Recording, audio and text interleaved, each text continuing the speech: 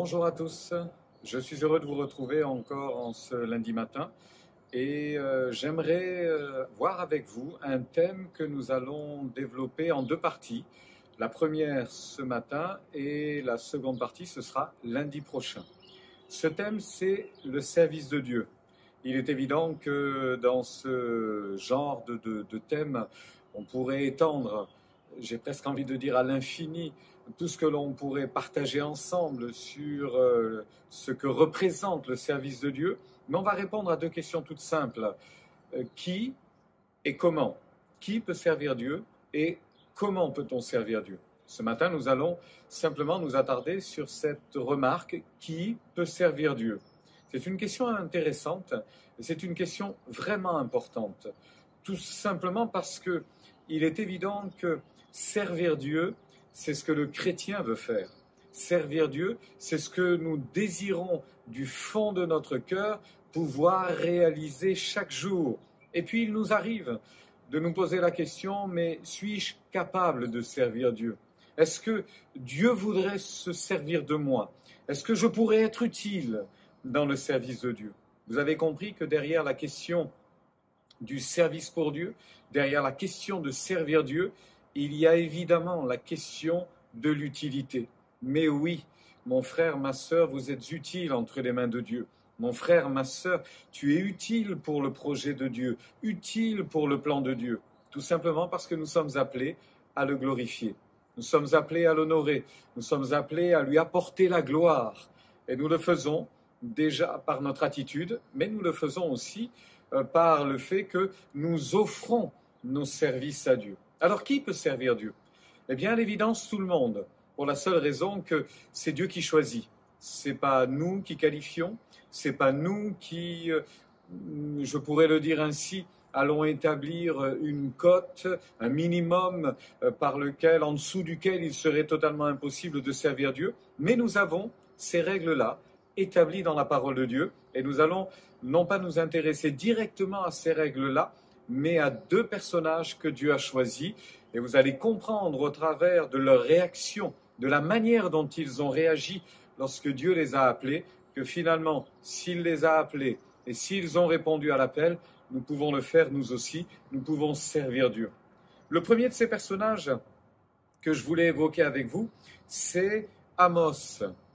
Amos a servi Dieu. D'ailleurs, dans la parole de Dieu, nous avons précisément un livre qui nous a été laissé par le prophète Amos. Amos sera prophète précisément.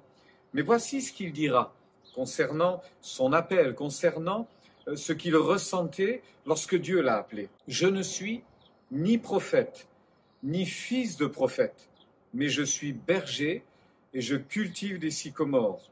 L'Éternel m'a pris derrière le troupeau, et l'Éternel m'a dit, va, prophétise à mon peuple d'Israël. » Voyez, lorsque le roi l'interpelle en disant, Amos, toi qui prophétises, va prophétiser plus loin. Amos dira, mais je ne suis pas un prophète. J'ai même pas été élevé dans cette voie-là. J'ai même pas été préparé à cela. J'étais berger. Je cultivais des sycomores. Finalement, j'avais une vie assez banale. Et Dieu m'a choisi. Dieu a été me chercher derrière le troupeau et il m'a dit maintenant tu me serviras. N'est-ce pas une parole encourageante, bien-aimés? N'est-ce pas quelque chose qui nous fortifie de se dire que Dieu nous appelle à le servir?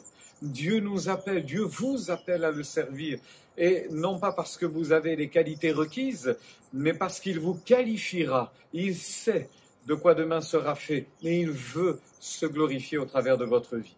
Le deuxième personnage, c'est Jérémie. Vous connaissez la manière dont Jérémie répond à l'appel de Dieu lorsque Dieu l'interpelle. On trouve ceci dans le premier chapitre du livre de Jérémie. Dieu dit ceci, « Avant que tu sois né, je t'avais consacré. Je t'avais établi prophète des nations. » Je répondis, « Ah, Seigneur éternel, voici, je ne sais point parler, car je suis un enfant. » Voilà encore quelqu'un qui se décourage avant de commencer. Voilà encore quelqu'un qui ne croit pas à cette qualification, qui ne croit pas à cet appel, qui a du mal à se projeter dans cet appel. Sans doute a-t-il peur, sans doute a-t-il de l'appréhension, sans doute est-il inquiet, sans doute est-il objectif aussi, Et considère-t-il qu'il n'a pas les qualités requises? Frères et sœurs, chers bien-aimés, nous n'aurons jamais les qualités requises pour servir Dieu comme il faudrait le faire. Mais Dieu se servira de nous quand même. Et Dieu nous qualifiera quand même. Et ainsi ce service n'aura rien à voir avec nos compétences, mais sera tout à la gloire de Dieu, parce que c'est lui qui appelle, c'est lui qui qualifie, c'est lui qui choisit. Je crois que nous sommes appelés à le servir dans notre entourage, dans notre travail, dans notre vie quotidienne, dans notre famille, dans nos actions de chaque jour, par nos pensées, par notre attitude. Et je crois qu'aujourd'hui, c'était bon de se rappeler que Dieu vous a choisi, que Dieu vous appelle et que vous pouvez le servir. Alors entrez dans cette belle carrière du service. Allez-y, allez-y de tout votre cœur, ne doutez pas. Même si vous avez le sentiment de ne pas être à la hauteur, je ne suis qu'un enfant, je suis un berger, je n'ai pas les qualifications requises, qu'importe. Dieu ne se trompe pas, il vous a appelé, il vous a sauvé, mais pour le servir. Bonne journée bénie.